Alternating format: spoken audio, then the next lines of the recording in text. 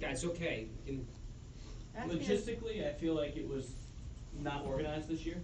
I've been going to them since 2010, and this year was the most rambunctious of all of them. In between, That's because we had, well, yeah, it was going to be rambunctious because of the atmosphere that was there. Yeah. 50 candidates, Right. But even still, like the delays and the shifting of the itinerary and the schedule, feels like there wasn't a lot of slack time built into the agenda.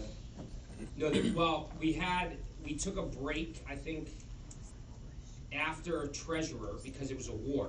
Mm-hmm. We took a little bit of a break for people to eat lunch, because of knowing that the votes, the number of rounds was, we were gonna be there for a few hours after lunch. We actually had this question yesterday, just so that everyone knows, the rules came in late and people were complaining about that, but that's conventions. We can't give you the rules until they're voted on.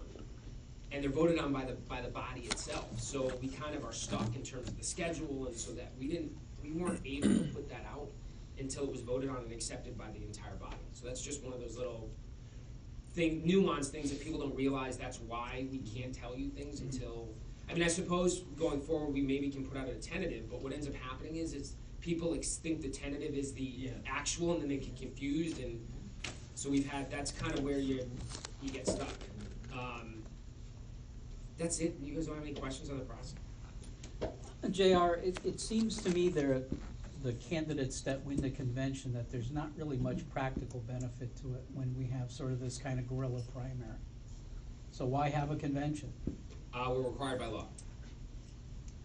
Well, I mean, is there just a way to sort of short circuit that then? Because, I mean, when you have so many candidates, right, and then, I mean, I was a Boughton supporter, so we won the convention, but I didn't perceive for him, or if anybody else had won it, any real practical benefit to winning the convention other than I guess you get an asterisk next to your name, right? You get to be first on the ballot. Right. So, but I mean, other than that, I mean, it's not like the state party gets behind that candidate, right? We can't. Yeah. Right, I get that, but I'm just saying, I'm not saying you should have, I'm just saying, you know, you don't see much practical benefit to the effort. I mean, it's hard. I completely agree. For those that don't know, for 10 years, I've hated this process. I don't like conventions. And I acknowledge that it's this is state law. It's not something we can sort of internally say, okay, we're not gonna do a convention. So I contemplated last year, and Marion's gonna laugh. I literally said, what if we don't do it? Let's just not do it. And then in my head, I said, we'll get sued. One of the candidates will sue to force us to have the convention. And then there'll be a whole shorten that to 1 day or something. We can't get all that done in 1 day. Yeah, because don't forget, we have the U.S. Senate, we have all the other, I mean, it's a long. Well, we used to do the reps elsewhere, right? Okay, so the reason, just so that you guys know, the reason we do that, here's something that the GA should consider, and I think the Democrats will go along with this too. For 2 reasons we do it. One is cost. So by allowing the federal races to be a part of our state convention, it means I can use my federal account to pay for it. It's easier for us to raise money into the federal account because of all the restrictions in the state account. That convention costs us $80,000. So what I've suggested is so I'll use Linda McMahon as an example. The most she can give per year is $10,000. So I've argued that there should be a separate convention account that maybe we can take corporate sponsorship or something that only pays for the convention. Because that $80,000 I could have spent on an AV program. I could have spent on candidate support. I could have spent, but no, I was required by law to pay. And here's the other thing too. Everyone complains where we have it. The reason there's only 3 locations in the entire state of Connecticut that can house us. The 2 casinos and the Hartford Convention Center. We have to account for 2,000 people, and that doesn't even count the media. That's just us. So you really can't go anywhere else. When I first got elected chairman, within the first few months, I tried to make the convention smaller. It was not a popular move. Maybe different this time if we try to do it, but I did try to get it down to around 800 people, that it would allow us to have a little bit more opportunity to have it different locations. But people have said we should have it in a centrally located place. There's nowhere to have it. We need a massive space. Shoulder the Yellow Bowl. Outdoor. We have looked at Meadows before. It's just too expensive. Are there any questions on the? Not on the convention. Did you want to talk about something else? Sure. Was there any effort, and I could be totally wrong in thinking this, but was there any effort to create a Republican brand by the state board? So the problem, and we can certainly try. I mean, I've I certainly. mean, I didn't see any vote. We did vote row Bs all over my town, and everybody voted row B. Gee, you know, that's how it worked. Right. So, in election years, as many know, the culture or the message, it's the candidate, right? The candidate drives a lot of that. So. Because the perception is it's an individual race. That's what I'm saying. Right. And I'm trying to fight against that a little bit. Yeah. I mean, a lot of local races do vote row B. I mean, we didn't specifically push anything out. I mean, we did some vote Republican stuff. Well, why Republican? There's, you know, something. So we that did things that said to like change vote, perception of want what tax Republicans cuts, are, you know. vote Republican, want more money in your pocket, vote Republican. We did some generic messaging like that. Yeah, so I mean, we did some of that. We didn't do vote row B, but we did, you know, vote. Yeah, it was. I think we did digital advertising. We did a lot of stuff around vote. You know, want lower taxes, vote Republican. I think we suffer if we just do one-on-one, you know, races and then, you know, lose on an individual basis when in fact it's really hitting majority, and the majority is what makes the difference in our state. And I'm not sure people perceive that. I'm just, you know, just a suggestion of another way to. Yeah, it's tough because what we know is that, and this is, and you guys feel it, people don't want to affiliate anymore. And that's just not politically, that's churches, that's Elks clubs, they don't want to affiliate with anything. So we're kind of battling this war with the Democrats who are lockstep with Democrat, and then there's more of them than us, so we have to kind of appeal to these people they don't want to affiliate. Because that's where we have to make up the votes for the Democrats is in the affiliate. So, but we did do messaging centered around voting Republican. I mean, I'm fully in favor of stuff vote row B. So it's not like I get that. I think it's interesting though. Well, I'm not just saying vote row B because you got to tell them why. I mean, I'm not. It's not just vote row B, but you know, we're limited. It makes a difference, is all I'm saying. You know? Yeah, there's only so much that is in our control as a party. Yeah. For example, a local RTC could tell a state Senate candidate to do something. The state Senate candidate's going to say, no, I'm going to do my own thing. So that's kind of the same relationship with some of these statewide candidates and congressional. They don't want to buy into a Republican brand at all. It's our greatest strength and our greatest weakness as a party. We are entrepreneurs by nature. We are individuals by nature, and so that's how we look at politics.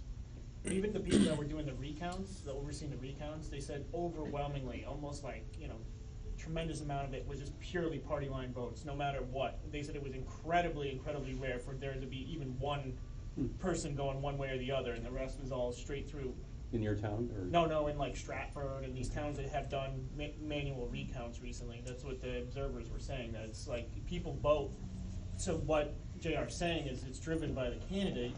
And in our case, it was Stefanowski was the premier candidate, and people voted one way or the other, most likely based on that. In 2020, and why we have to be very much prepared, because we're going to get slaughtered most likely, is it's going to be run by Donald Trump if he's on the ballot, and then people are going to vote Donald Trump all the way across the board, most likely, or not. Now, it is the rare cases, like myself here, where people vote Democrat and then drop down and vote Republican, or in Dan's case here. Tim too. You know, it's proven that you can just look at the numbers that had to have happened, but it's almost all the way through, especially on those kind of statewide candidates, it's all Republican or all Democrat. And some of our, and I think the one aspect that we should be proud about as Republicans, we now represent the middle class. Yeah. So where we lost this election was not in the cities. I disagree with you. I disagree with you. You lost it in the city. No. Ernestine, I'll explain. So, New Haven, Bridgeport, and Hartford represent, what was it? 9% of the vote. Greenwich, Fairfield, Norwalk, West Hartford, and Simsbury, I think, what was it? Glastonbury represent 9% of the vote.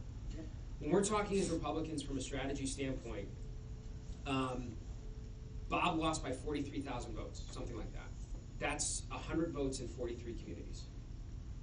It is a lot easier to convince 100 people in Ellington that voted Democrat to vote for Republican than it is to try to move the needle in the cities. Now, I'm not saying we're gonna ignore the cities or anything like that. That's what y'all did. That's what y'all did. Ernestine, Listen, I don't run the campaigns. this is what I'm gonna tell you, and I'm telling you what I know, because I'm clergy. I'm not only talking as a candidate, I'm talking as clergy.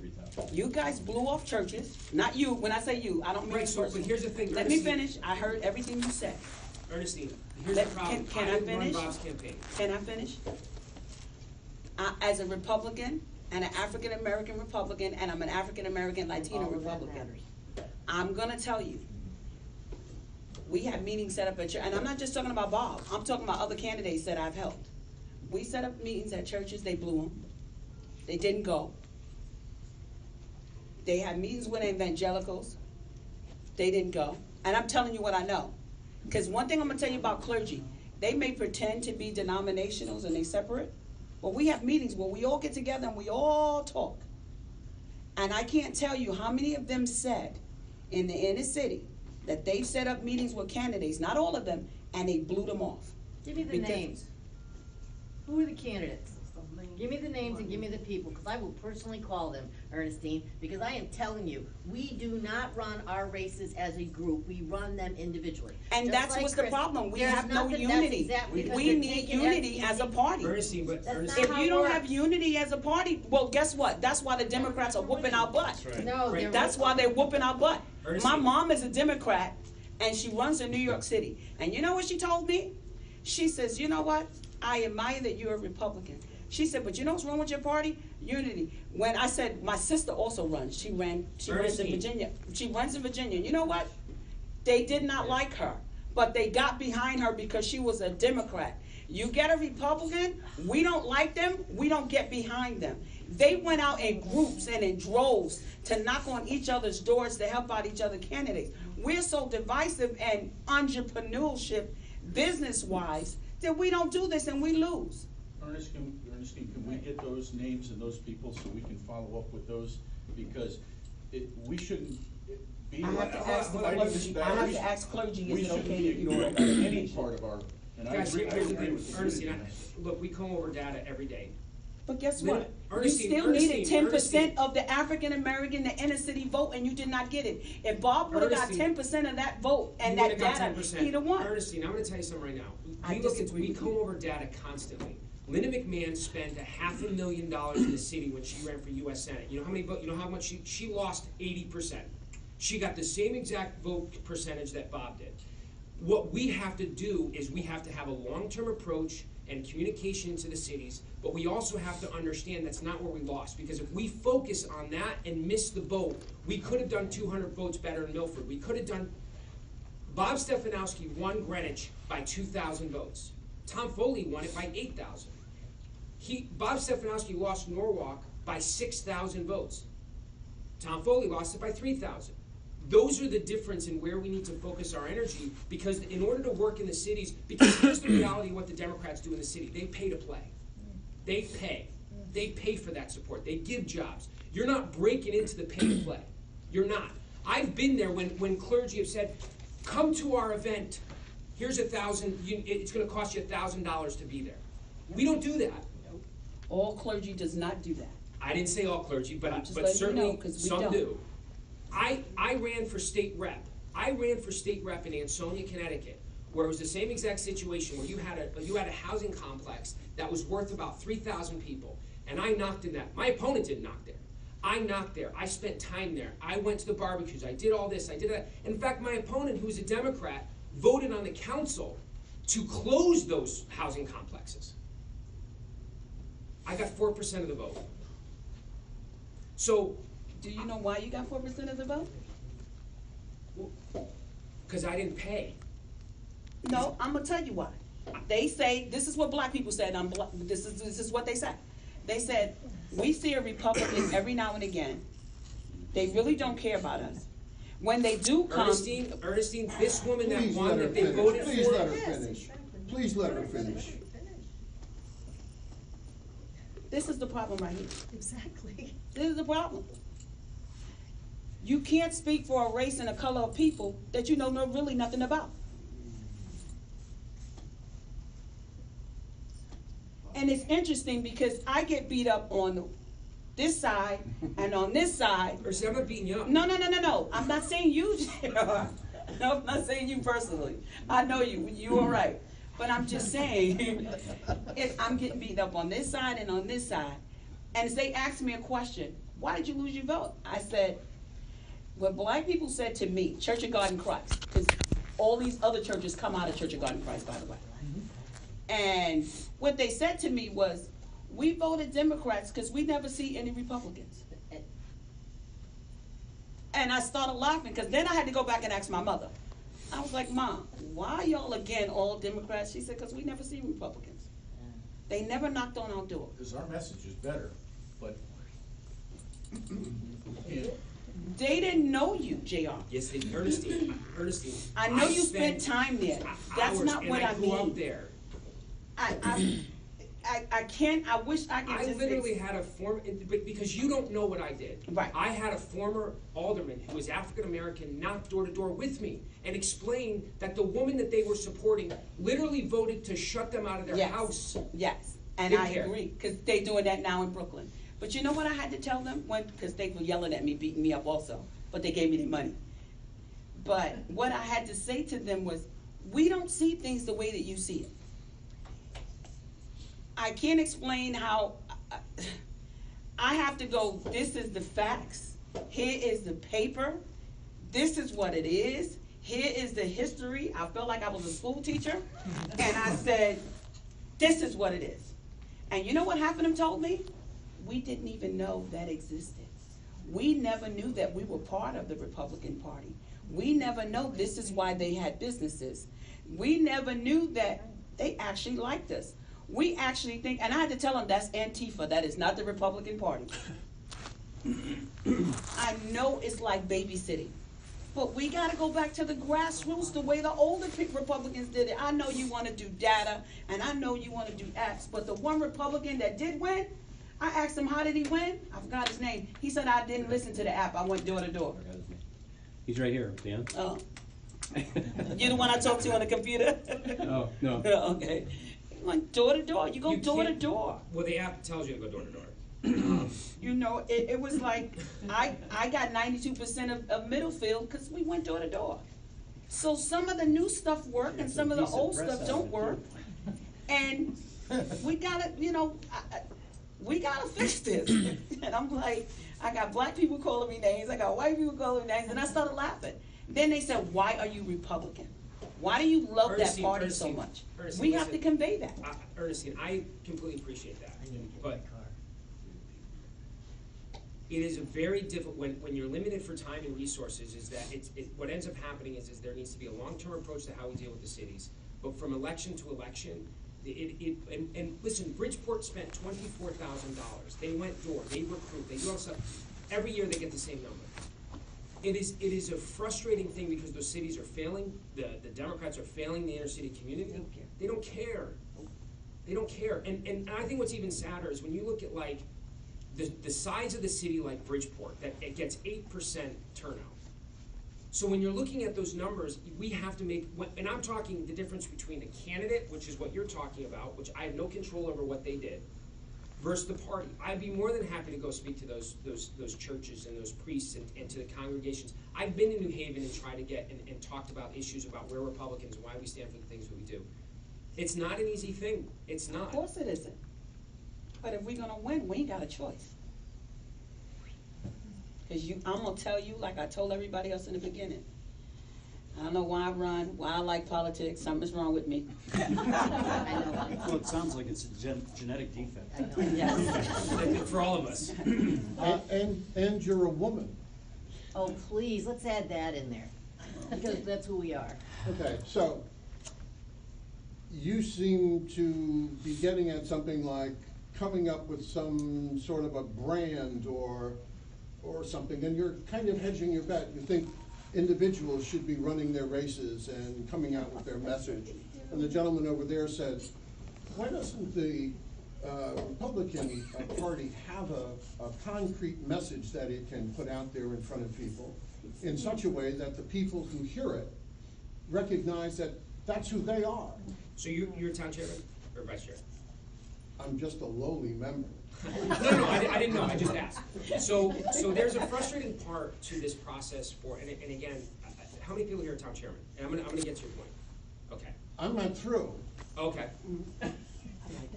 And so I have a feeling that what we need to talk about, beside an individual race, is the fight we have with the other side, who clearly has a fight with us. They say things, they do things, it's outrageous who they are. Agreed. You said, for a Democrat, the only sacred vote is a vote for a Democrat. You said, I don't trust the Democrats. Well, I don't know anybody in this room who's thinking who trusts a Democrat and hasn't been appalled by what they've seen, or, President Obama's tenure and what we've seen in Congress by the Democrats and in the Senate by the Democrats during Kavanaugh's seating. It's outrageous. Why don't we define who we're fighting? And then we can come up with a plan to fight it. But I don't think people, the gloves are on. It makes no sense to keep gloves on when you're fighting with a group of people who are out of their minds. You said we have the right message. We do have the right message. Who would deny that? Who would you put the right message in front of, Republicanism in front of, and then say, it doesn't sound right to me. It just doesn't sound right to me. They go, yeah, that's right, of course. And then how can you vote Democrat? Oh, we can have those kinds of discussions, but I think it's really important to define who these people are, first of all, and then come up with a strategy to fight. So, I think when we're talking about, I think everyone knows that we're fighting Democrats. I mean, and for those that know me and how I've been as a chairman, I fight every day with the Democrats. I am actually, they've come after me harder than probably any chairman because I'm actually they won't go on shows with me anymore. They won't debate me. And Chris will tell you that they hate me at the Capitol. Because I hope so. They do. I'm not liking you a whole lot right now. We'll change that. Okay, good. So when I think the hard part is, and this the reason I asked who the town chairmen are here, because I can walk into a local RTC, Bob, and say, Bob, you're going to do these 5 things.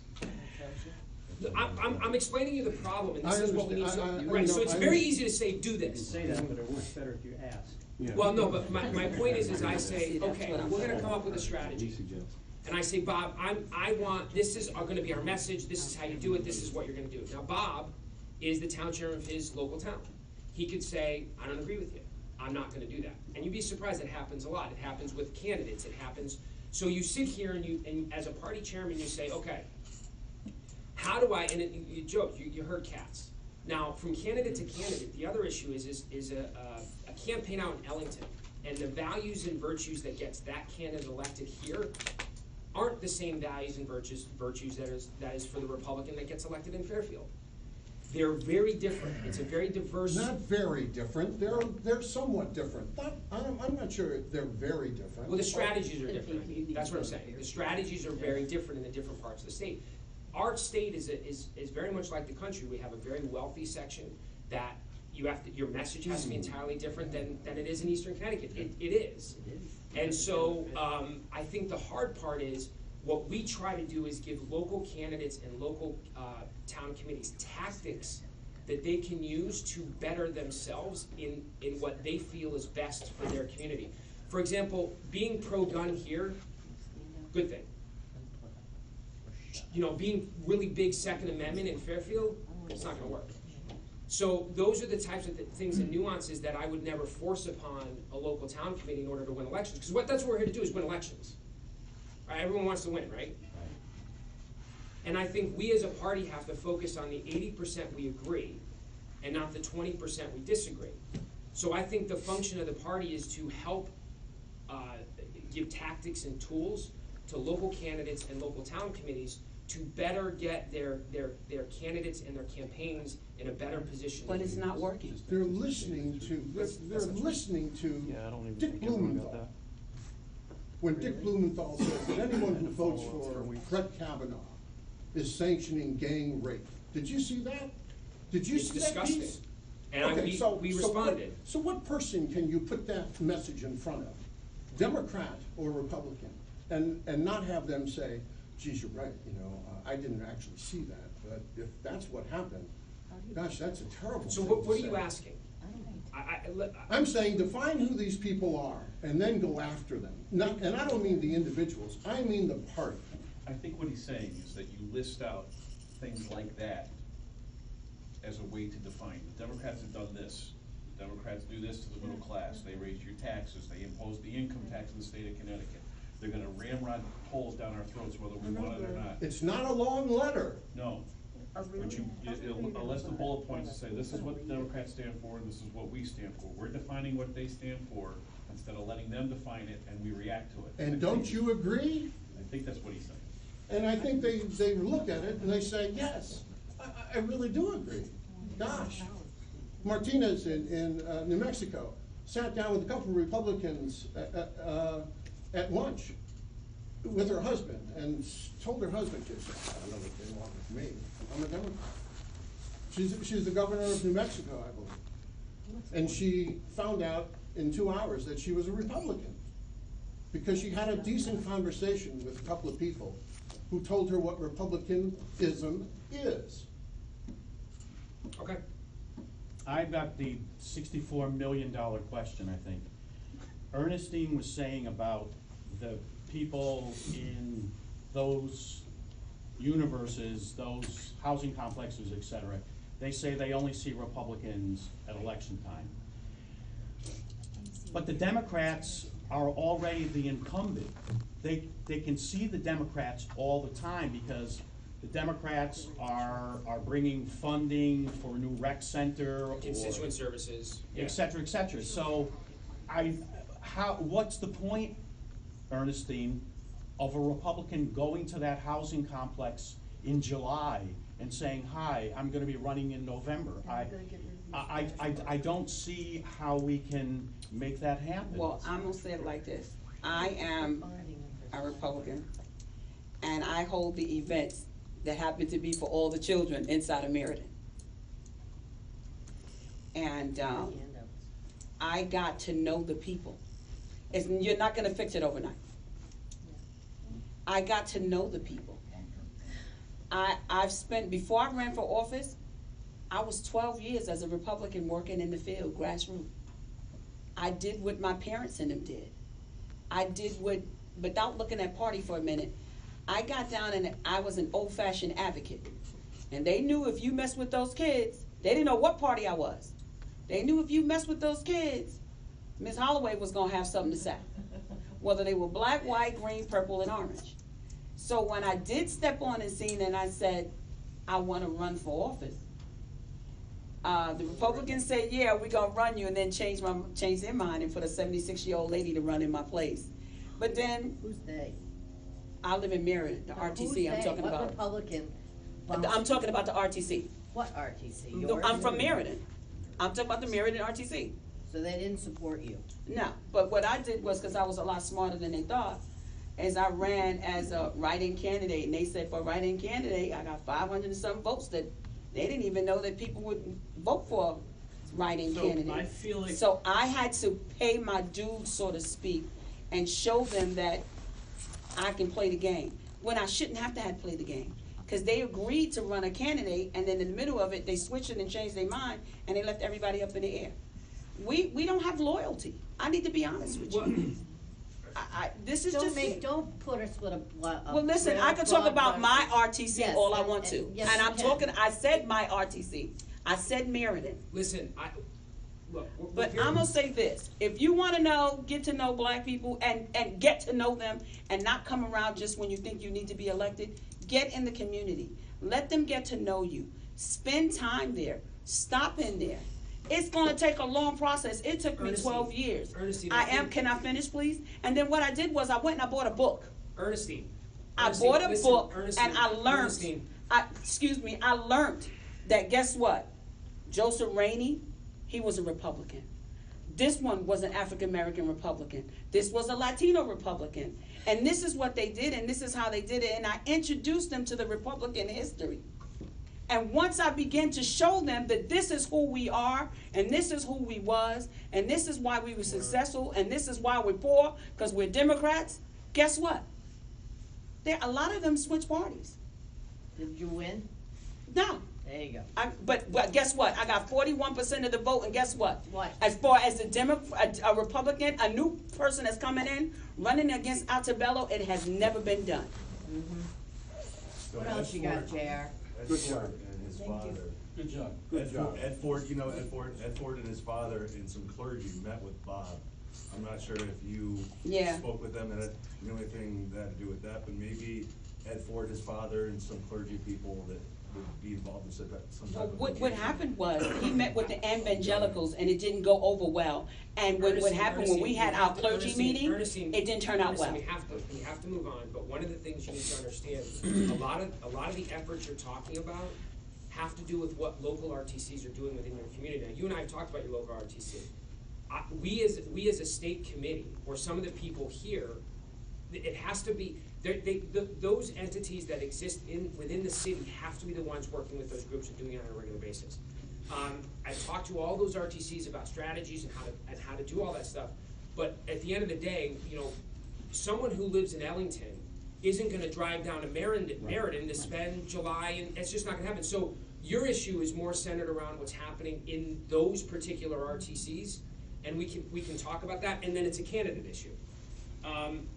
But the next thing I wanna talk about though is, no one has kind of talked about the primary process. So, does anyone want to talk about or have any questions about the number of candidates or why we did what we did or anything like that? How could you have avoided it? Well, Can you raise the bar on the standard to get in?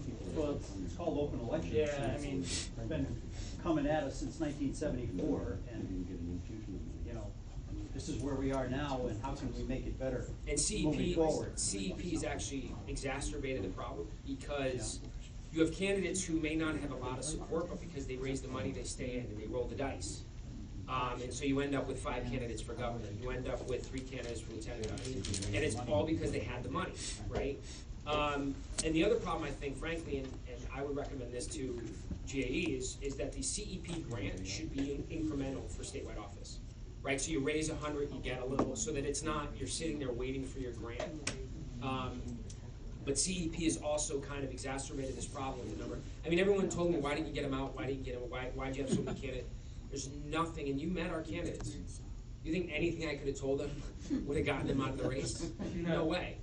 No way. We're all in it to win it. Yeah. So the only other thing that I would say is, as RTCs and RTC members and even elected officials, be direct and honest with these candidates. Don't be polite anymore. Because there's always this, oh, you know, I'll think about it, or so it gives them hope that they could earn your support when you never have. You know you're not going to. So it's almost better for us if you say to a candidate, it's not going to happen. It's not going to happen. It's not going to happen. Because the hope, and as much as I love happen to like Chuck, some of the candidates that didn't get past the convention, so. well, you're Chuck, you laugh when I say it, like Dr. Prashad he's an amazing guy, he's a great state rep, but I think everyone was being nice to him, and he kind of believed that maybe he had a shot, and it's because he's so nice, right? But I think we owe them to be more honest. So 4 years from now, just remember when they're coming around looking for delegates and all other stuff, just be direct. You're not going to get any delegates out of here. So The CEP thing seemed to hurt the endorsed candidates for statewide office, who were running against the self-funders, who were advertising in July, and the rest of them were trying to raise the money. Sharon, and then we'll go back. Right, the thing that I hated about the whole process was that, like, Joe Markley earning the money, and then because he was tied to the self-funder, or so-called self-funder, I'd say, that was the end of that. So we had three candidates ready, who were running for governor, who actually raised money, we weren't able to use any of that, and then we had self-funding. self-funder that was hitting the Republican Party up to almost until the day of the election. That was hard to deal with, and I realized that it was not a party problem, The but it's unfunded frustrating. self-funder. Exactly, and it was frustrating, and it was also awful that Joe Markley worked so hard, and then basically, as soon as it was tied to the self-funder, that was the end of that money as well. Yeah, you know, what's funny is people have argued the convention process versus the primary process, and whether we should have the convention process or just go to jungle. They've actually argued, and I didn't think of it this way, but the convention got it right. So one can make an argument that Mark Bountman and Joe Markley were a perfect pair because Mark gets crap sometimes from the hardline conservatives. Joe could have kept them there, and Mark. So one could argue that the convention got it right. It had Joe and Mark. But again, it's just not the system that we have. I think the only thing you can argue is that the primary got it wrong. Well, there were, having 17 candidates was very frustrating for me, but that's yeah. So the other thing too, and we haven't really touched on this, I wanted to touch base on federal candidates. Could I just, Sure, Chris. on the primary system, and other states do it different, each state does it differently. I think other states have it right when they do it earlier. We do a convention in, May? Intentionally right after the legislative session.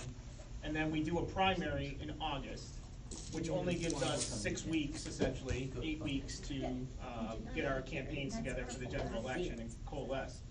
And one could argue an earlier process favors incumbents, thus Democrats would be in favor of this. But I think if it would really have to take both you and the Democratic Party to come together and say, we want to move up that timetable. We want to have the convention in March and have the primary in June or something like that, so that you have an extended period of time to run a ticket with a unified message or a ticket that's in place that can at least be out campaigning on a regular basis together if they so choose. But by doing it in such a short time period, and I know we're different, like some states like New York do it in like September, which is crazy, but it gives us the opportunity to do it earlier, but it has to be an agreement between the Democrats, because it has to happen in statute. We have to change all those dates by statute. And I think that's really the only way, because like Bob Stefanowski proved, someone could pay and go out there and get the signatures to go around the convention process. We had multiple candidates do it. And so it's not like it can't be done if you just move it up a little bit earlier. It's not gonna stop someone with $1 million from paying $1 million to go get those signatures in March compared to getting them in May. So I think it's in the benefit for the party, and it has to be done on a bipartisan basis, because they'll never pass it if the Democrats don't agree to it. It's if we approach them and try to move up that timetable. What are the pros in favor of having conventions anymore? Well, the conversations, and you guys haven't brought it up, but I have mixed feelings. Well, the thing is that the convention, and again, someone can make the argument that the convention got it right with 2035, right? And the party insiders know best. You had a ton of primary voters who were won over by advertising that didn't know the inner workings of the campaign, the capability of the candidate, but they were won over by commercials. So people who are arguing for the convention system argue that they trust Chris, who's a state rep that is very familiar with all the people in the field, to make a decision that benefits the Republican Party. The other side of it, it could lock out someone that might be a great candidate, right? Because they don't have, say, political capital built up. So those are the kind of the back and forth. Is anyone, and I know you added your hand up, I just wanted to touch on unaffiliateds participating in our primary. I know this has come up. Not relax. ready to go there yet. Just relax, but I want everyone to understand why it, and I'll be honest with you, I'm indifferent, and I'm gonna tell you why. Number one, the states that have it, only about 1.5% of unaffiliates actually participate. And if I'm running a statewide campaign, which I have, and I have CEP, I'm gonna pay money to advertise and recruit people that I know are gonna come out and vote in a primary. That's not, because you're gonna have to actually pay money to inform unaffiliated voters that they actually do have the right to vote in the primary, and then you're gonna hope that they're with you. So it's just a lot more money to educate them to come out, so it's not really worth it. And the other, I think it would wreak havoc on local races. Senate races, mayoral races. I think it would be damaging to small, because the numbers can be much smaller, and if you have some dynamic in a local race, it could be absolutely devastating. So that's kind of where, Marion? And then our Democrat friends would do exactly what they do in the cities when they offer them their $10 gift card. Well, I'm not- And they would sit there and they'd take the unaffiliated voters in my town of Enfield, and they would have them come just to vote in my primary to flip whatever candidate, let's use you. Come on, Chris, you've done an amazing job from the time you started to where you are now. They could easily just come after you and knock you out of the primary. Yep. I mean, I know we all wanna be even and fair. Well, no, but I'm just saying that. They also want to appeal to the unaffiliated vote, which is 50% of the Then vote. change their party to Republican. Well, no, I think Do that, I said that at the beginning. People don't want to affiliate. but I think the problem is that it's not worth it, meaning on a statewide basis, there's not that much participation. And actually, you could make an argument that if we had open primaries, Stemmerman would have spent money, a lot of money probably turning them out. And he might have been a better candidate. Well, I don't know, I'm just saying that it could have played there, but on a local, I think it would wreak havoc locally. He didn't spend his money in the. So before I get into the federal candidate stuff, I know you had your hand up. No. I chair and then, okay. Are you gonna talk about the gubernatorial race, or is that coming next after the federal candidates? You mean or in terms of, Stefanowski, I have a couple questions about that. go ahead. Was there any thought in his campaign to like meeting with RTC chairs, sort of something like that to do grassroots? Was there any thought to that? So I think the issue was, there was two things that were problematic. One is a condensed window, Yeah. when you win the primary. To get all that accomplished and meeting with the RTC chairs and doing all this stuff, and fundraising. So when you shrink down that window to 3 months, that you have to appeal to unaffiliated voters, which is 50% of the voting population. You have to raise, I think, $3 million in a short period of time.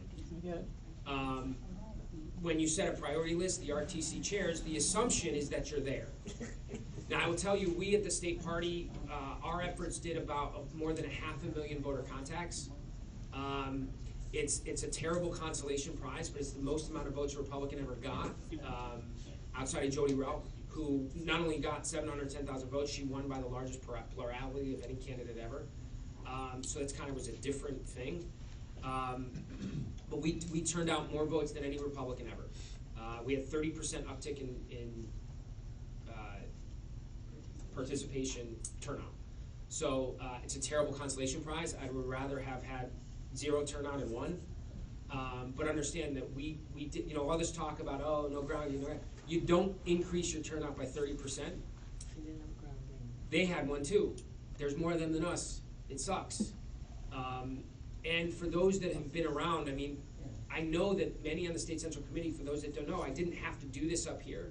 We spent the last year in Fairfield County begging those RTCs, warning them that was coming their way, warning them and literally giving them tools and tactics to execute, identifying voters. We asked them to start in January of last year.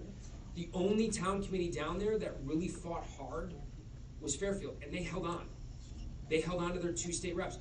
We have candidates, and I knock more doors than I ever have in my life. But you're in a Republican town. How many is that for you? I knock like 1,500 doors. That's like 2 weeks where I'm from, right? That's not a lot, but to them, because they never had to work this hard, there was this mass misunderstanding of the amount of energy and effort that they needed to put in because they were in a knife fight. The other thing that they do down there, and that they fail to understand, and this is a unique thing to Republicans, is we don't go negative here. It doesn't work. Right. The Democrats poured into the Senate races in particular. Every Senate race that we lost, they poured $200,000 of union members, never mind Chris Murphy money, $200,000 of mail-in manpower into those races. Mike McLaughlin, Tony Boucher, Scott France, Melissa Chevron, her opponent put in $500,000 of his own money, never mind what the other entities were doing. Adam Greenberg, they did $200,000. Pam Sineski, they did $200,000. Now, one of the other interesting little footnotes about the Senate, and I don't know why they did this, some candidates, and I know every candidate has their own strategy, but in 2016 when we won, right, Trump was on the top of the ticket and we won a ton of races. 90% operated with the GOP data center, which means the efforts that the state party were getting benefited every candidate on the ticket because there was a shared data communication. McLaughlin, Boucher, France, Stanesky, Suzio all used I-360, which means the 500,000 voter contacts that we made, they did not get the benefit of. So in the future, when you're running, understand, data works together. The more that you do together, the better we are going to be in the long term. So it really wasn't a problem up here, but I think I want to tell that tale and understand for anyone that's running in the future, state rep, state senate, when you go into the I-360 system, and by the way, any of the work that those candidates did identifying voters, we don't have. So our next candidate in that race, I have no idea who Scott France identified or who Tony Boucher identified because I-360 or the Koch brothers now own that data. We don't. So it's the most bizarre thing in the world. We actually pay for the right to access data that the Koch brothers own, that we are paying for the right to improve their data. Anyway. I want to get back to what you were saying, JR, about how Foley done in X as opposed to how Stefanowski did. A lot of the rumblings of what I hear from other people, it was a lot of the Republicans in this state, their dislike for Trump, and they were punishing us.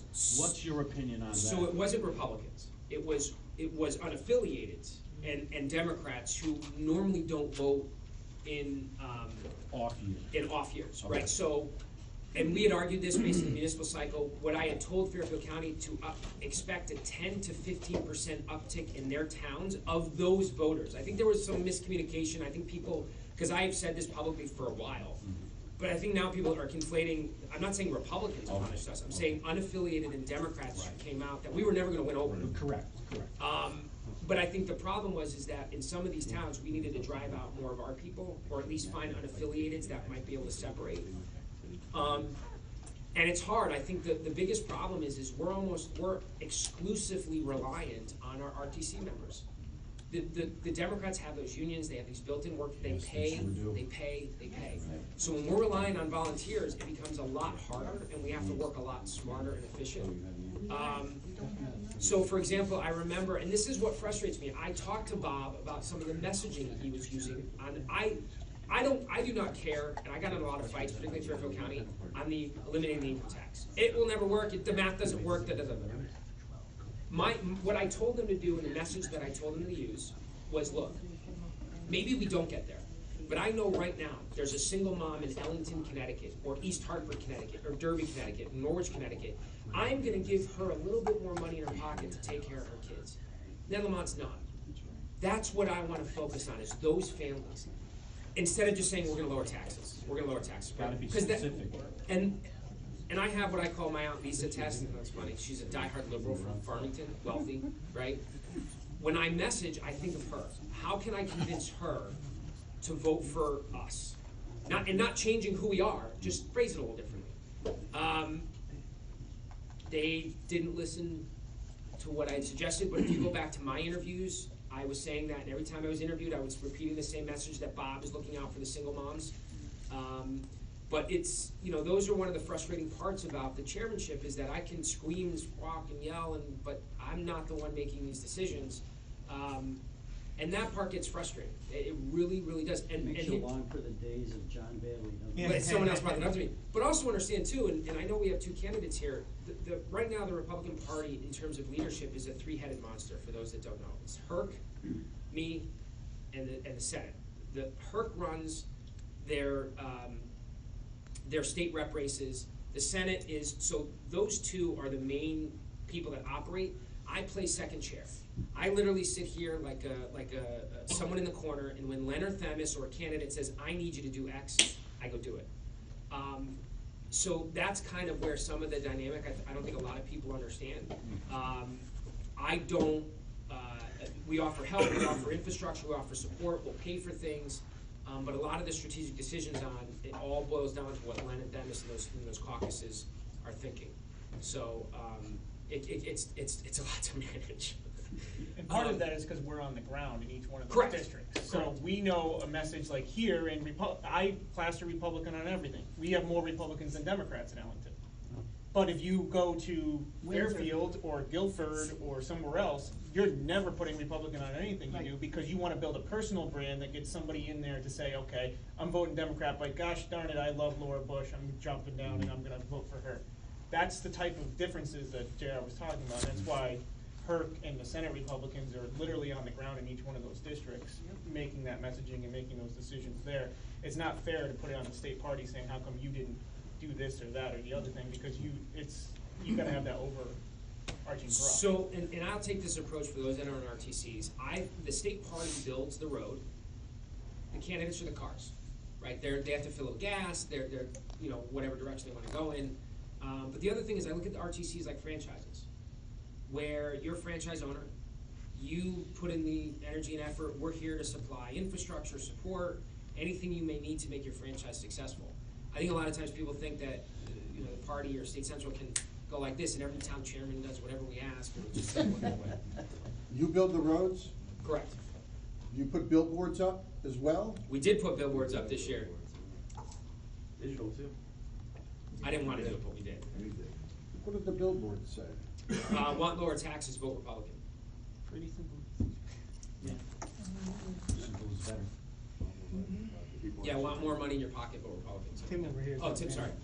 Yeah, I'm playing a little catch-up here, and I don't wanna open up any other things, but regarding, somebody mentioned the governor's race, was it harder to work with someone outside?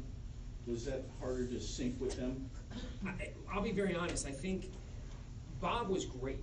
Yeah. I think, and this is probably true, because his campaign team on the ground was not from Connecticut. Right, we heard this, yeah. Well, but I'm not, I think I would have been a little bit more comfortable, maybe this is a little bit of my fault, where I could have been much more stern with Mark or Tim or Steve, because I had relationships with them and their team prior to this, so there was a feeling out process. Not that it was ever tense, but it was more about like, so it took a good week and a half, 2 weeks to kind of understand. I mean, there's a great example, and you guys are gonna laugh when I say this, because it became a major problem on the campaign.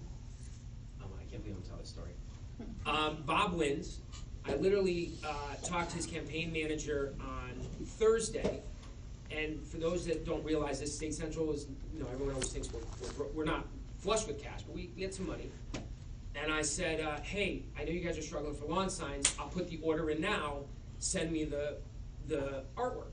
And the campaign manager says, no, we just ordered 1,000. Let's build up a fervor for extra lawn signs. And I'm like, are you sure? I go, I don't mind paying. I know we haven't started raising money together, but I have some money in the state account. We'll pay now. Was it 2 weeks? 2 weeks go by. And as you all know, everyone is flipping out, being like, where are the signs, where are the signs? So Bob sends me a text message and says, hey, Jerry, I'm really hoping you'll order those lawn signs. So the campaign manager kind of tried to throw us under the bus a little bit, because he got called out. But I literally wrote back, I go, Bob, I was gonna order them 2 weeks ago, I just need the artwork. So, but that's some of those small things, because probably because I offered to do that 2 days after, he was a little maybe unsure, and then the bustle of the campaign. The reason I asked the question was it favors this earlier discussion of an earlier process. Sure. More time to gel in case an outsider wins. The other thing that struck me as a newcomer, but how different Connecticut was. I was one of those, again, newcomers, lifetime Republican, who cringed when Donald Trump threw his hat in the ring for Bob. Ooh, please stay on. This state is so different. I don't know how everybody felt about that, but I'm just saying. The message, I'm hearing somebody talked about a message. I feel like the left-leaning and Democratic people, under the duress of what's going on, even with Kavanaugh and Clinton's remarks and everything going on, I think they do need to know us better. And because of our fractioning, I think we should come up with a white paper statewide on our core values, because when you look at us, it's an American. Here's the problem, It's an American. and this gets into a platform It's an question. American, it supports the American dream. Right, but, so here's what ends up happening, and the idea of a platform in our state, or some issue that says, these 5 tenets are what it is to be Republican. Yeah, like the What are the 5 tenets? pledge they tried making. That's right. Because it's so different. That's- You gotta find a way No, to yeah. get fair. Louis Caffaro already tried this like 6-8 years ago with his common sense pledge. So, and then the other Know problem your is- history, guys. Well, but here's the other thing too, and I'm being very honest with you guys, so you have these 5 tenets, we say, so then what happens if a candidate says, well, I don't agree with 3 of them? Do I say they're not allowed to run?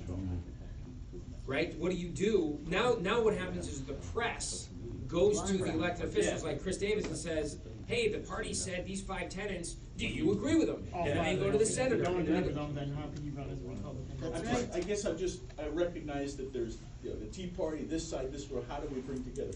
Coming back to you, and back to your comments about I-360, someone came to the Vernon office.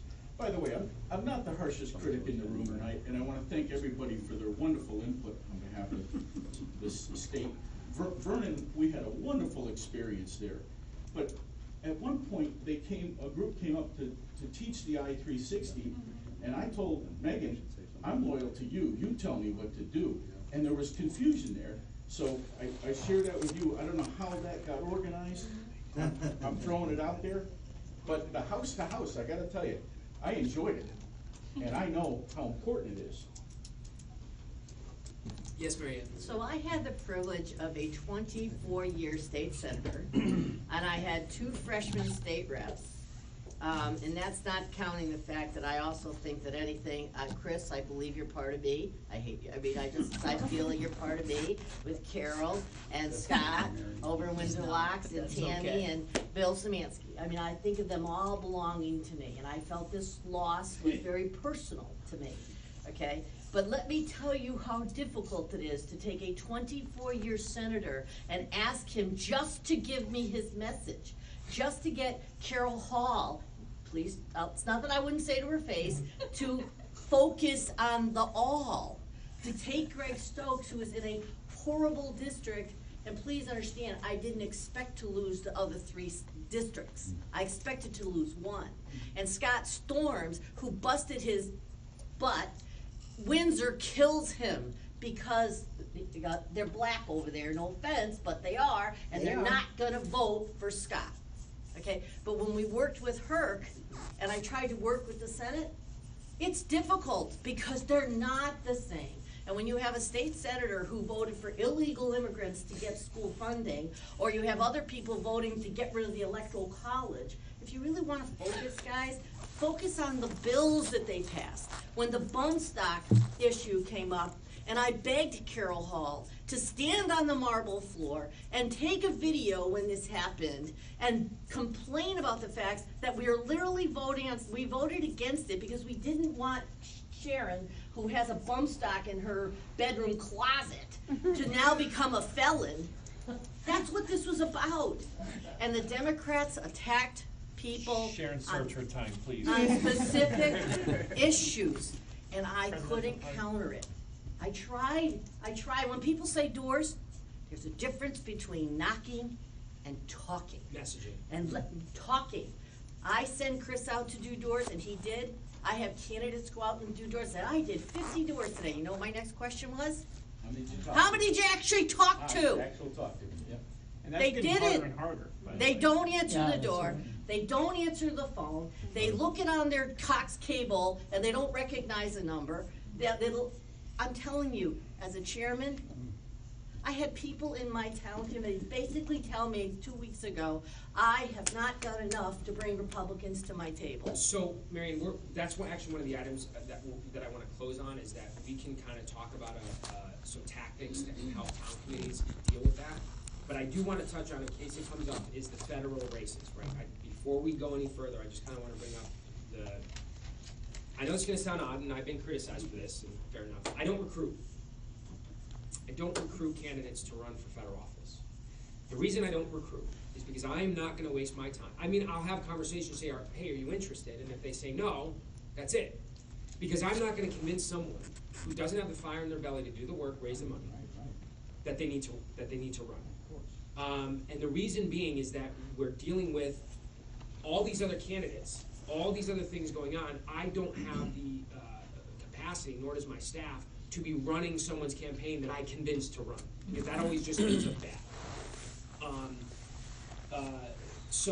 And as far as, I know that, and this is also a big problem in the Republican Party. I was at an event in Farmington. The guy comes up to me and he puts his finger in my chest and he says, "You haven't done enough to support Manny Santos and Matt Corey." He's poking me. And I said, well, hold on. You have to be a little bit more specific, because I can tell you that we've opened headquarters, we're doing phone banking, all these things are benefiting Manny and Matt. You haven't given them any money. Now this is where I can be a little bit of a wise guy, and I said, well, how much money have you given them? And the guy kind of was like, well, this isn't about me. I go, well, sure it is. You're demanding that I go to Greenwich and convince a major donor to invest in Manny Santos and Matt Corey for you, but you're unwilling to give them $100. How about this? If you can't afford it, how about you put a fundraiser together for them? Right. Oh well, no, that's the problem. Yes. So when it comes to our federal races, CEP has spoiled us. No offense, the CEP guys, they no longer develop a donor network. And so if they want to go to Congress or the U.S. Senate, they don't have a network that they can tap into to raise money. And so you end up in this vicious cycle, and they also don't know how, because they're used to asking their donors for $100. You ask more for $100, everyone's like, what? No, I mean, I can go to an all-you-can-eat buffet for $100. I'm not giving you more than that. And that's even if they're willing to give you $100. So we, as a party, have to make a conscious decision. If we are going to run people for Congress, they cannot do it unless we give them money. And here's the worst part about it. It becomes a self-fulfilling prophecy. We make an assessment that a candidate can't win. Therefore, I won't invest. Therefore, they won't win.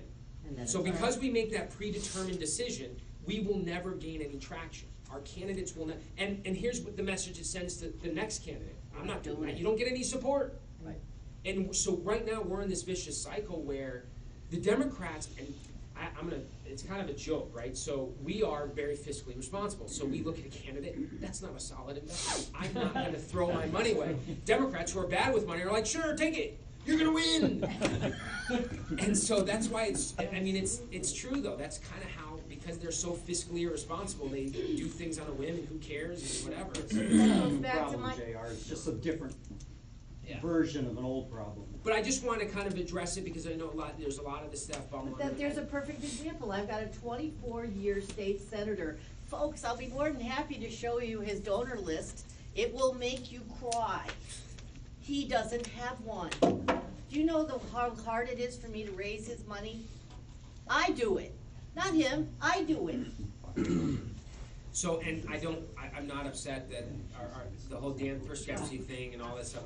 Chris? Or Tammy. Oh, sorry. Just You're in the before corner. we move on, playing a little catch up.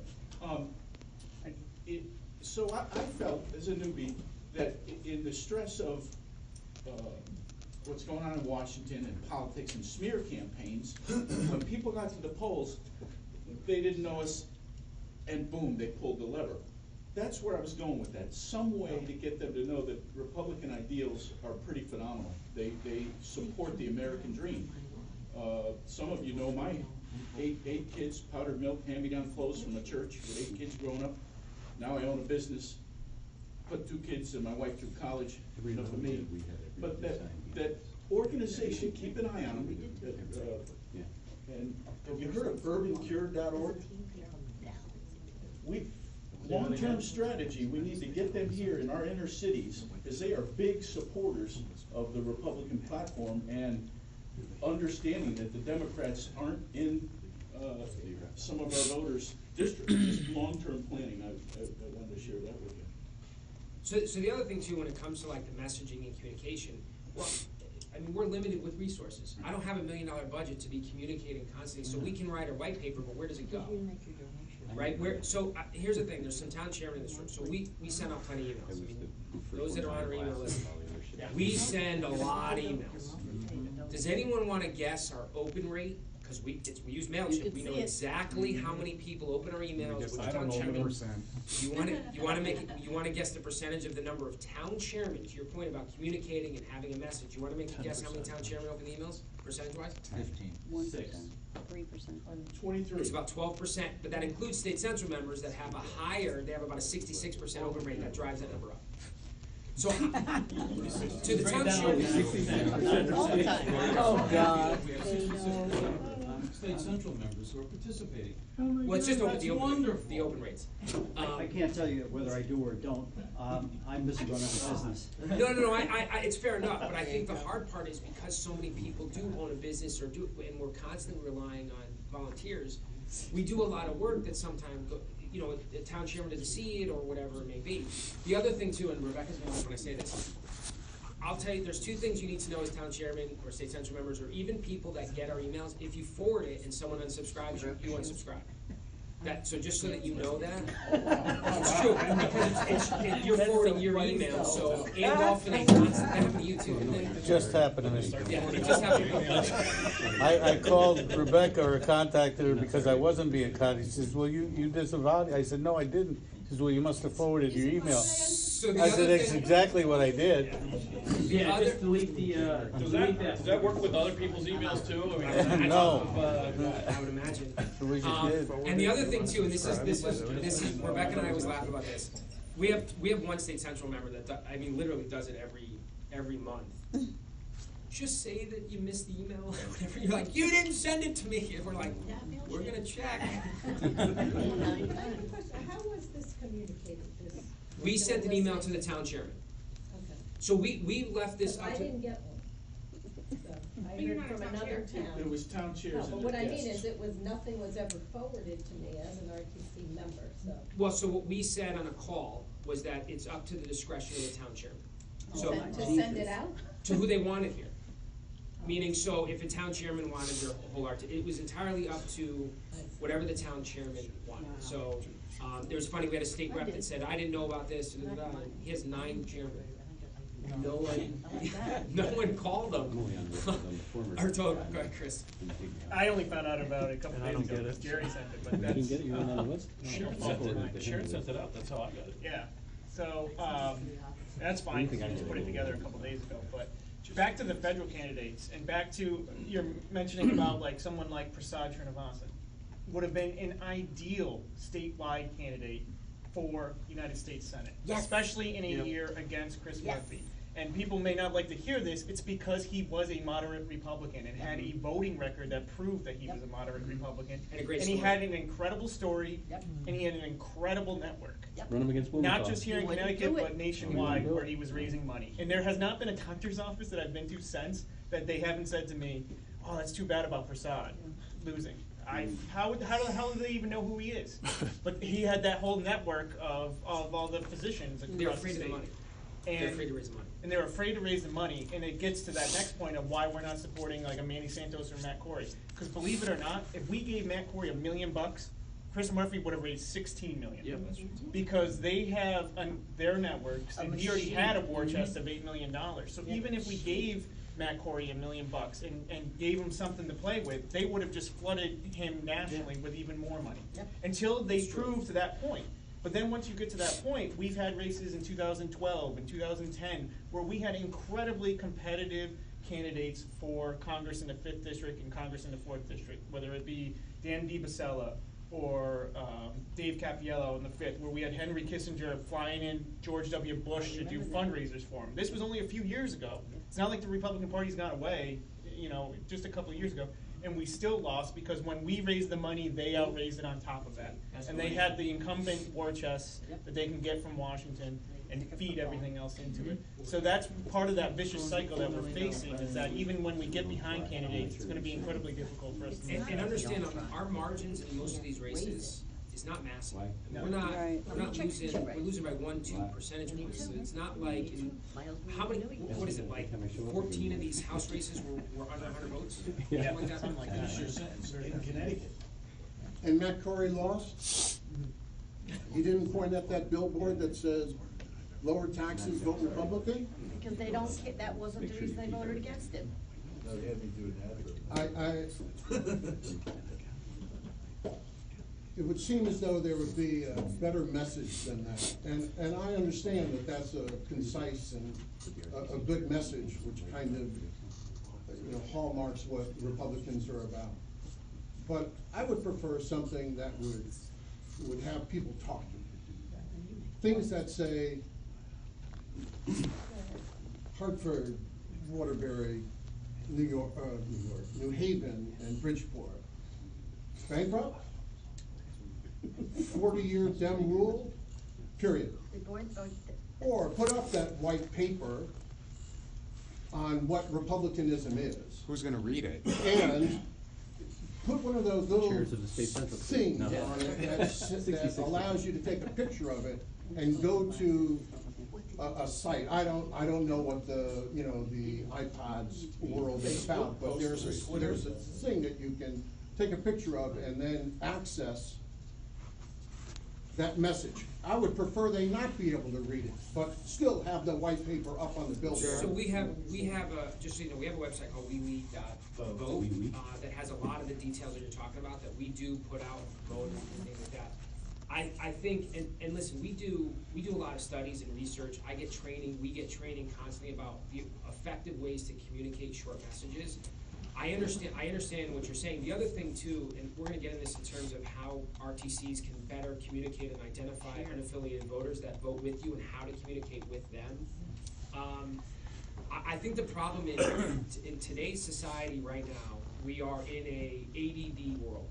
And you don't have more than 4 or 5 seconds. I disagree. No. I absolutely disagree. And I disagree that's because that is a continuation of treating a voter like they have a 4th grade education. They do. I think that's bullshit. I think when they hear our message. No, they don't. Nope.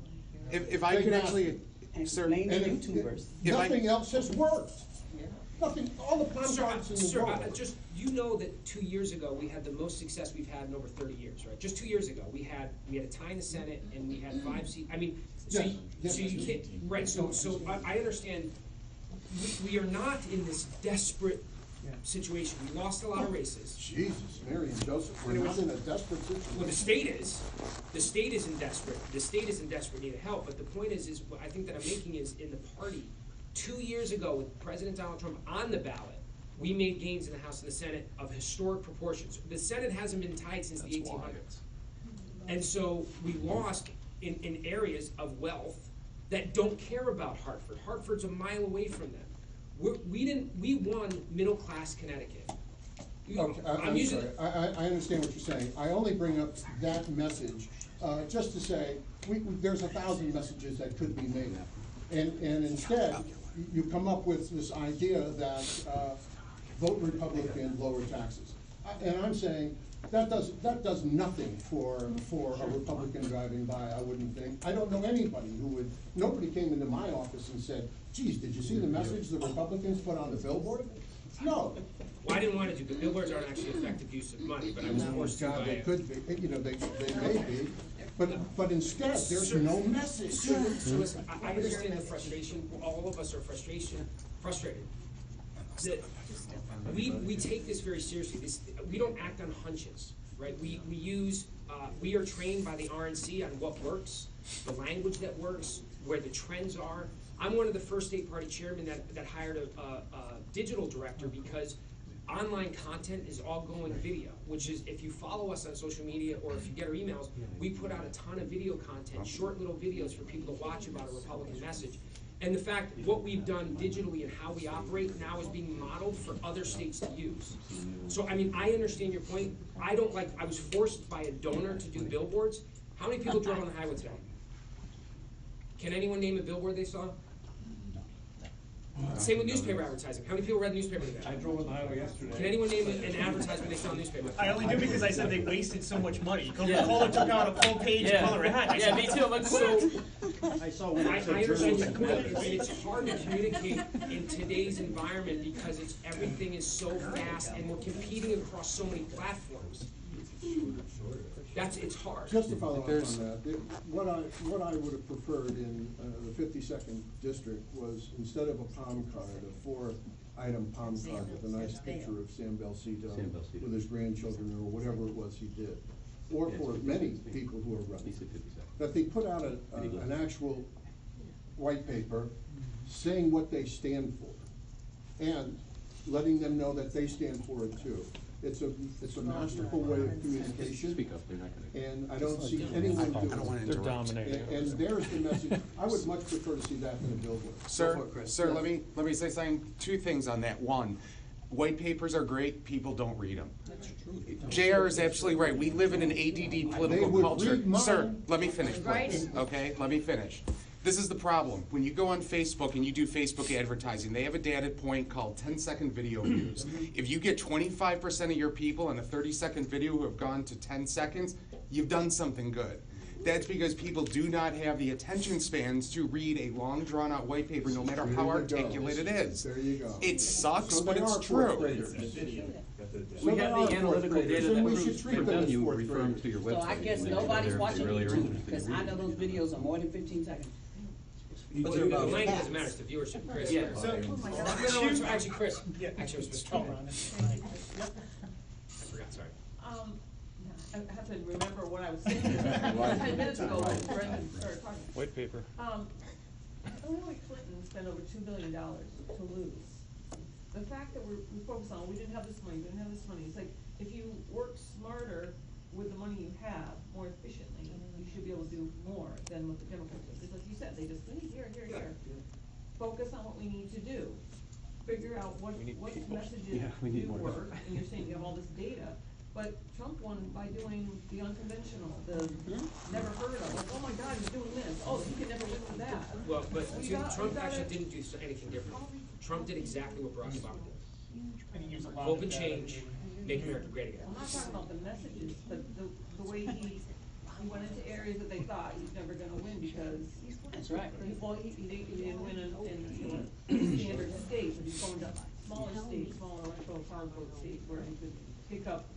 He also had 10 small times the numbers. press of any other candidate Right. prior to the primary. But he actually buys like $700 million versus $2 billion. But, So here's the thing, we actually had a working relationship, so Bob Stefanowski's data person, or the digital person, was Harris Media, which is the same digital person, same company that Trump uses. They were, so it was actually interesting, we worked very well together because a lot of what we are already doing, it matched, because we watched what Trump did, and we are, and now as a state party, emulating some of that stuff that he did differently. One of the things that Donald Trump did, for those that don't know, that was different than, say, Hillary Clinton and other presidential campaigns, he actually took money out of his TV budget. And for those that don't know, TV is actually becoming less and less effective because you're competing for eyes. There's too many channels, too many platforms. Trump was the first president because for years they've been taking money out of the mail budget. Trump put money back into mail and took out of TV and put it into digital and mail because generationally, we get less mail, so now mail has become more effective. He was the first president to actually do that. So what you're finding is TV ads are becoming less effective. So these are things that we constantly look at. Brad Parscale was a guy that was a part of the Trump campaign. He actually now is training state parties at the RNC. But Trump was a different type of candidate. I mean, you're not going to emulate that. His message, though, like hope and change, was make America great again. I'm talking about the amount of money, if it's used smartly. Sure. And also, are you looking at the whole walkaway movement and what Ernestine said about you reaching people that say that you haven't come to us? Star Parker with Cure has gone into cities and talked to people and made them realize we have Republican values. We've been voting Democrat. We've been trying, like for example, we were trying to get Candace Owens to come to Connecticut. But understand, this takes money. Like I understand you've heard about, but we can't do. I mean, we operate on a restricted budget already, and so I don't believe that we need to have $10 million. But when you look at this legislative session, we were outspent. We were crushed in our House and Senate races by the unions because of the money they spent. Adam Greenberg, for example, ran for state senate down in Guilford, Brantford area. They did about, and I got him in my house because I'm in that district. They did about 10 mailers about how he was a NRA Patsy or whatever you wanna call it. I I mean, got that one about Chris. You see the pitch job on Chris. well, no, but here it wasn't gonna work, but in Adams district, it overwhelmed him. Yeah, that's true. He lost his hometown by 2,000 votes. I mean, and it was because they're like, oh, you're for guns, and this kid, he wasn't. I mean, he's not a big 2A guy, not that it's, but he was not this. Yeah. So that's, to your point about, yeah, we have to use, and trust me, we stretch $1. But they're pumping money in. Jerry, and then we'll go back to Bill. Thank you. I'd like to inject a positive note into this meeting. 10 people are gonna fall out of their chairs when I attempt this. Last March, this wise-ass young man by the name of J.R. Romano came to the Ashford RTC. He had a piece of paper in his hand with all kinds of numbers on it. He had what Ashford did for Foley a few years ago, and he challenged us to come up with 168 more votes than we generated for Foley. I kept that damn piece of paper. We didn't. We came up with 262, and Ashford is now pink for the first time in about 100 years. My grandfather always said, he who toots his own horn ain't, no, he who blows his own horn ain't worth a toot. And that's not what I'm trying to do. Grampy, help me. If we can do it, everybody else can do it. God damn it, you can. That's right. I refuse to accept the word no. Somehow we tapped into an incredible feeling out there of Democrats who are fed up with our party and who came to vote for us. I wish we could replicate this elsewhere. Now I'm going to talk about what I want to talk about, which is the Republican Town Committee. I have been studying Republican Town Committees for the past several years. And this year, I worked for 6 campaigns, 4 state senate campaigns and 2 state rep campaigns. I guess I'm a jinx, only one of them won, sitting over here. The other 5 did not make it. All 6 had the same problem. All 6 had problems with their Republican town committees. Yes. Some more than others, some to a greater extent than others. And there's a huge gap, there's a huge void in the skill level of the Republican town committees, especially out here in the East. Thank God we've got some other things going for us, like Second Amendment and other motivations. A lot of Democrats fed up with the Democratic Party and say they'll never vote for it again. But it's not due to anything that we did as Republican town committees. We suck. There are some stories that Sharon and I have heard going around that will curl your toes. We need an emphasis in the next 2 years on training for the Republican town Yes. committees. Now, I'm gonna say something, bear with me one second, there's a point to believe me. I'm going to assume that everybody in this room knows that the CTGOP has a website. If you've never heard this before and you're learning about it now, please don't let on, because I'm already discouraged, I don't wanna be totally despondent. But I have a question about the website. Yeah, right. Did you all know that on the top bar of the website, I think they call them navigation buttons, there's something called Other Republican, or Republican Organizations. Yes. I'm gonna digress half a second here. I wish you'd put Grassroots East in as other Republican organizations, please. All right, now back to the point. That was a commercial. yeah. Good one. When you click on this navigation button called Republican Organizations, it provides a drop-down table. And one of the items in the drop-down table is called Chairman's Corner. How many people here, now I'm gonna ask for a raise of hands, how many people here have ever clicked on Chairman's Corner? More than I thought, that's good. The Chairman's Corner is not JR's corner. It's us as RTC chairs. It's a manual on how to run your RTC. chairs corner. Unfortunately, I hadn't clicked on it in a couple of years. When I went to click on it earlier this year, there's now it's now password protected. So that's another burden to overcome to get to it. And then it's one of those things where you're busy and you say, how the hell that I'm not gonna Sharon and I happen to have a copy of a RTC Chairman's Manual So do I. from what, 2006? Yeah, so. It's old. I don't know if it's the same, I don't know if it's the same document that's on the Chairman's Corner. We updated it for, I think, social media stuff. That was the Yeah, update. it's really something updated in 2015, I think it was. We were looking at it in preparation for this meeting, and looking at our document. There's not one word in the entire manual about how an RTC is supposed to support the state candidate. We have heard RTC chairs say, it's not my problem to support the state rep or state senator, and certainly not the state party candidates gubernatorial.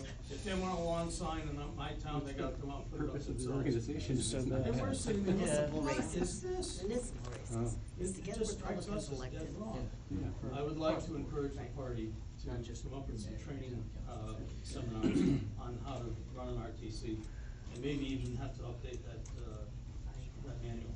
How to better sync with the state. Yeah, we will be glad, I mean, you know this, we'll be glad to do trainings. I think the problem is getting people to show up. Right. Yeah. That's it, and I'm saying that honestly, we did a candidate training in Norwich. How many people showed up? That was So do a candidate training. webinar. I bet I could generate some RTC shirts. Done, and you know this, we're more than happy to come out And and how do many training. times have I told you that I would love to be a speaker as an RTC? Well, we did one. I think I've said the same thing. We did a town chair training in 2016, you were there. Yeah. The one we did in Rocky Hill. Yeah, it was not about this though, it was about, all the digital stuff. But, it's, Yeah, that's. Because you're working, yeah. Absolutely. We need at that level. We need Well, absolute done, training. done. And I think we should include, I also think that we should provide training for, and I don't mind coming out, you know this, I don't mind coming out to individual RTCs. RTC members need to be trained. Agree. So there's, and actually, that's where I wanna end, so we can go back to that about some of the tools and tactics. That's why I Bill? raised this. I want to defer quickly to this young lady in front of me who's patiently had her hand up 3 or 4 times.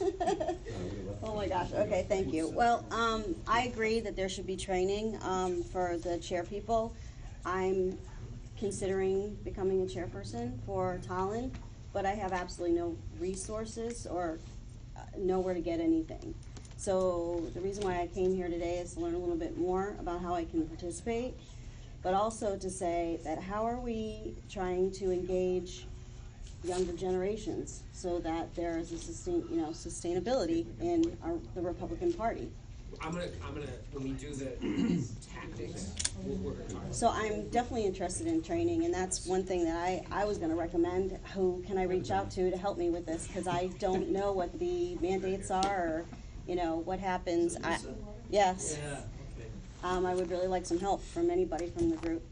You got it. I will tell you that in this particular region of the state, you have some tremendous local party chairmen to rely on, and they're all willing to help. But we are certainly offering training, we have a town chair manual. I added you to our email list the other day. Yeah, okay. And what I will encourage any of you, and for those that do it know, if you need anything or have any questions, just call. We'll be there to help. Every time. Yep. Bill, and then we'll go here. Yeah. That's one way to engage young people. GR, I made up my mind to come here today actually to listen and not talk at all. I'm doing a pretty good job at it so far.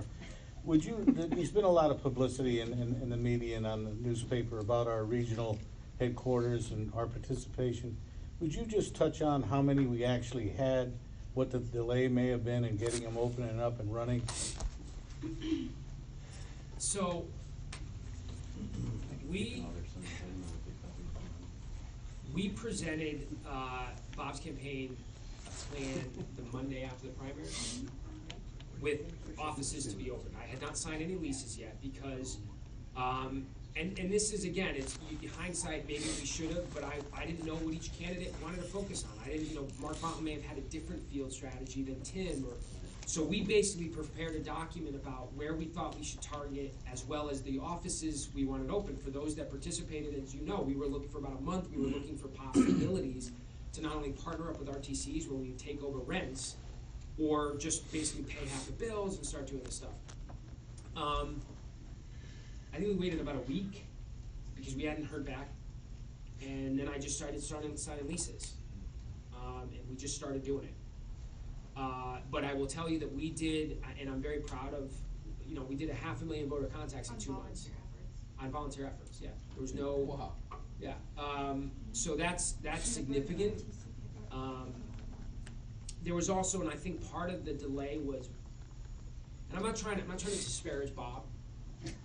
No, I'm just so they were going over their books and they started to realize that they had to, they thought that they were gonna be able to handle, I think, field themselves and pay for it. And I think they were coming to the realization that they could not afford to do it. And so that's when that kind of, basically the state party took over. And Actually, that's, the Vernon Field office was, I think, one of the top 2 performing offices. That was excellent. Across the state. But did the RGA or the You needed more RNC signs, though. give us money to run those field operations this year? Because in 2010 and 2014, I believe they did. They did not. And this year they did not. And that makes a big difference. And you saw incredible gains in the legislature operated through these field offices. I had people making phone calls through the RNC funded and RGA funded field office in that field in 2010 and 14. and all that stuff, the data and the app. Yeah, but I mean, to my point though, like, we were winning in the legislative areas because we had those kinds of field offices being funded by other sources. Now this time around, it was purely state central and volunteer run, and they didn't have those kinds of people helping do those kinds of things like we did in 10 and 14, and you saw the benefit down ballot then, which you didn't see this time around as well. Yeah, and I mean, we strategically try to place our headquarters is in what we deemed were targeted Senate races. So they were Melissa Chevron, George Logan, which we won. Vernon was because obviously we had an open seat up here. And then we opened one in Torrington, in Westport. Well, let's say that's Melissa. That we did that because of Melissa. We were trying to piggyback over. Oh, that's right. Groton was because of Heather.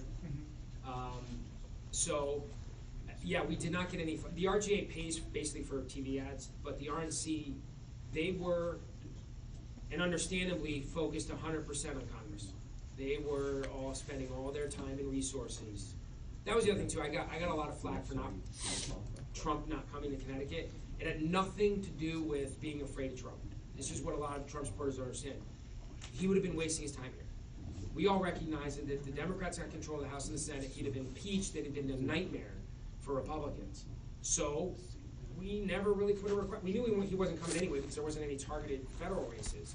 But it also, it would have been a waste of his time. It would have, the kids, there was no value to them being here. They'd be in Kansas. They should be in, those other states, particularly, and thank God, because we obviously picked up seats in the Senate. I know Congress we lost, but it was nowhere near what Obama was, so still one of the most successful midterms for any president. Plus the three New England Republicans that won all ran away from Trump, while the ones who lost in the other 3 states. Some are going around saying we actively told the president not to come. Yeah, I just wanted to fairly completely. Just wondering if there's a way where you could share best practices between the Republican town committees and get a little more communication between them. For example, there's this website called Nextdoor. It's all across the country, and people go on there and say, hey, do you know a good plumber? Do you know a good electrician? And everyone chimes in.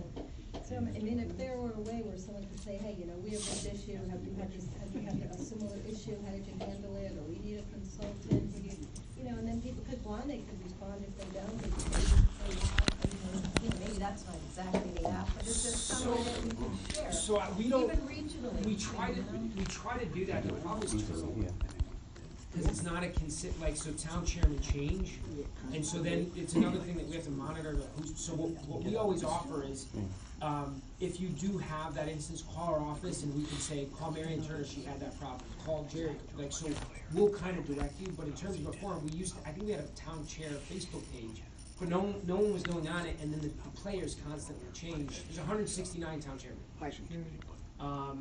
And so, I mean, if you guys want to do something regionally, that's fine. I don't know that we have the capacity to manage it. But if you are stuck or have questions, just call our office. I keep stressing that. We will return your call. We'll get back to you. Anyone that deals with us knows, you know, you're. But the benefit of that would be if one person has a question, everyone would benefit, whereas if you're only calling the office, only that individual's benefit. Who's your state central guy? Don't,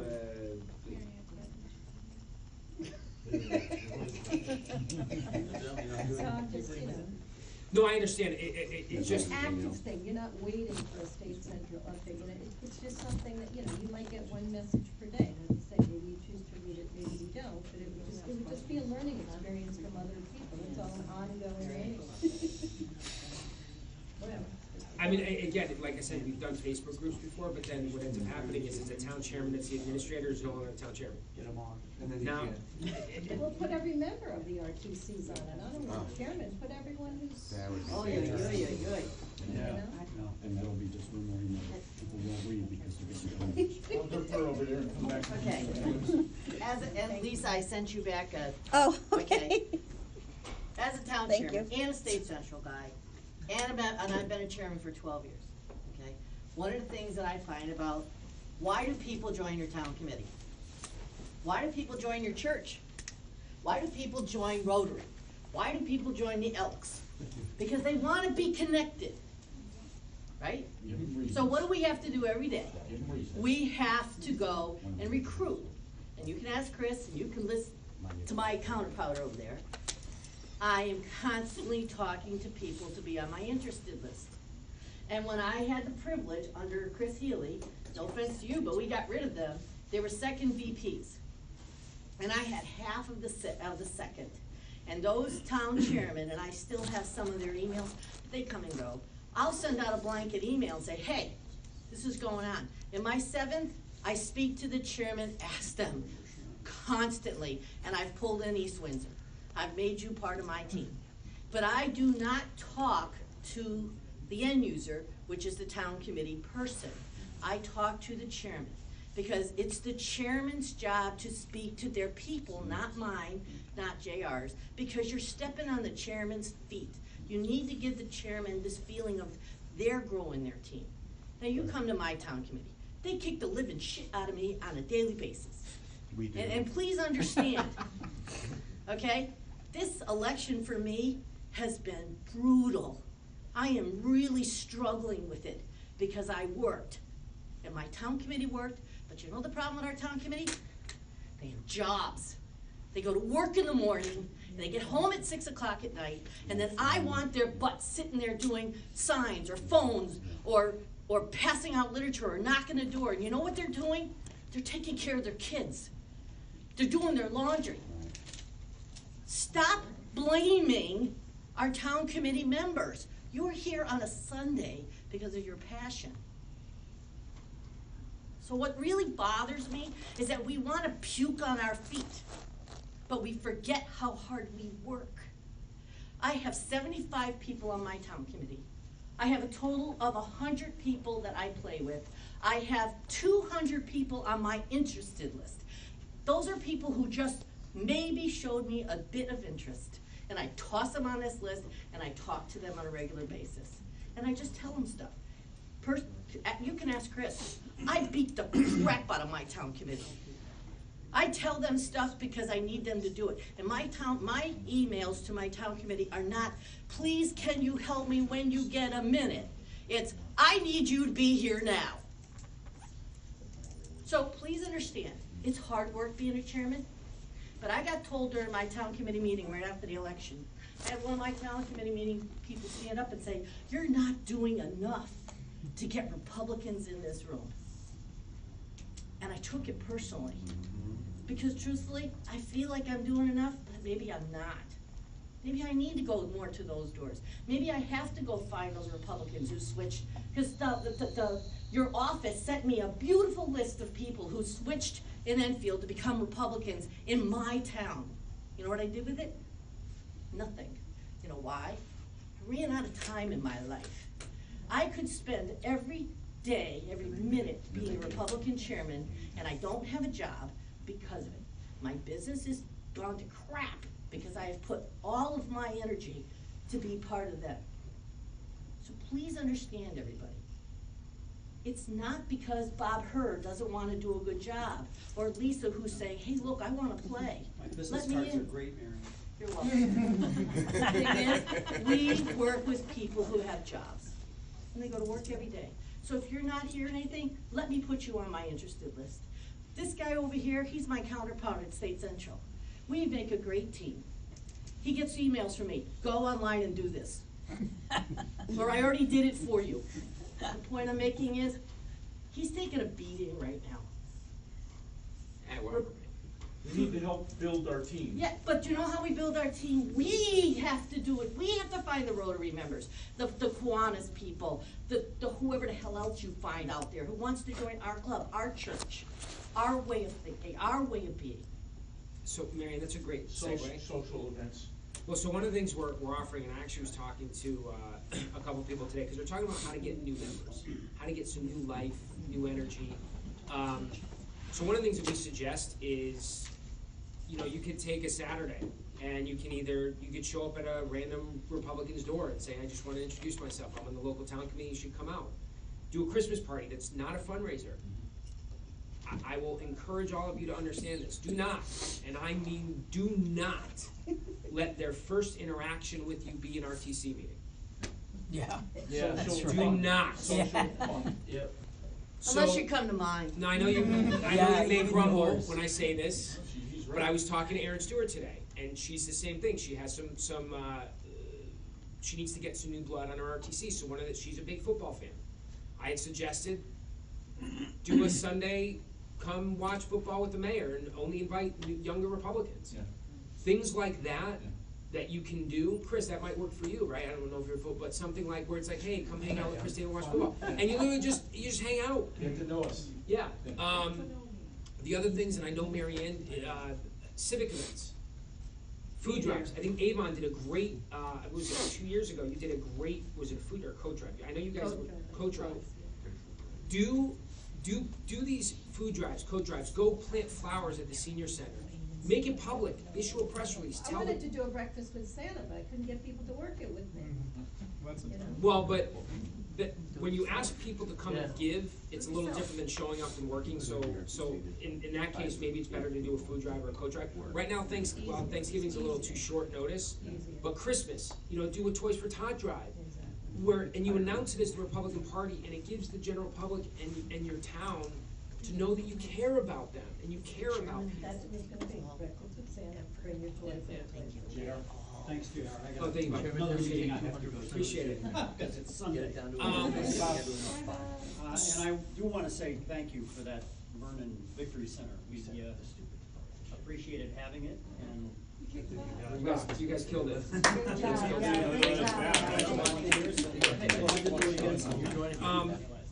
So for those that are talking about candidate or town committee recruitment, because here's the thing, and this is why I'm stressing this now. The Democrats are going to be emboldened. They're going to try to replicate this in the municipal cycle. So you better get ready. For new members, not for this party. One of the other things that I often, and again, to Marion's point, this takes work, and it sucks. It's because you're just trying to make the community better. I'm a big believer, if you are not currently using, we can create the surveys for you, but if you're not mailing MailChimp or you're not using any of these online systems, you need to learn how to do it. So for example, WooFoo, I love WooFoo. Did you know Enfield is considering a zoning change to build in more condos? Sign our petition to say no. And the petition asks for their email, their name, and a zip code. But here's the question, how do I get that email out to people? No, you use social media. Don't do it on email because you want to collect emails. Correct. Okay, so put it on my Facebook and let them even come. boost it. And Yeah, just- boost it. Okay. Throw it on your Enfield So RDC. anyone that fills out that survey, you 2,000 now. people. What's 5,000 people, It's whatever, another put them out. What are your thoughts about something like SurveyMonkey? Well, SurveyMonkey, you don't need the email. It doesn't. Doesn't collect anything. You can. No, you can be have anonymous. it in the email. Yeah, it's the same. It's just a different platform we use. Okay, we need to do that. And what I can tell you, and this is, it's actually one of the things that I'm most proud of, and it seems silly. We've grown our email list to about 30,000 through these process. I think we got 800 new emails when we did one on the Iran deal with Dick Blumenthal. If you disagree with Dick Blumenthal in supporting the Iran deal, sign our petition. 800 new emails. Harris Media was shocked because we were allowing them to use our email list to raise money for Bob. They were shocked at our response and the consistency within that file. You guys can build that locally, and I'm not even saying, you can use any issues you want, use a local issue, you can use this, and it's $20 a month for the WUFU. I don't know what SurveyMonkey is, but it's not expensive to do. And then the beauty is that as you get these emails, you can then raise money from them. Or you can talk to them. Yeah. Right. Now, the other thing I would suggest too is to do these surveys at a Stop and Shop or an event. And again, it should just simply have a name, an email address, and a zip code. Because once you have their zip code, you can look them up in the voter file, and here's the beauty. If they're not registered to vote, get them registered. You go register. Because now you know that they agree with you on the issue. But again, it takes a lot of work. And it can be like, do you want, Vernon is considering a golf course, or, whatever issue it may be that's Really? Where? Are you against whatever issue you think is hot in the city? Use those issues, because again, so many people are unaffiliated, and we need to find out where they stand. And this is the other thing too. I would love if you shared that with us, because we can put it in GOP Data Center for future use for candidates. Seriously? Oh, wow. So Share the survey results? correct. Well, you can send us the name, and we can look them up on GOP Data Center and tag them as being pro-Republican or leans Republican. So in the future, so in the future, when you pull a list of unaffiliates that lean right, they're in there. And so another reason why we use WUFU, I'm not sure if SurveyMonkey does this as well, but another specific reason why we use WUFU is because we also use MailChimp as their email service. And as someone puts in the email, it automatically goes into our house file. So we don't have to manually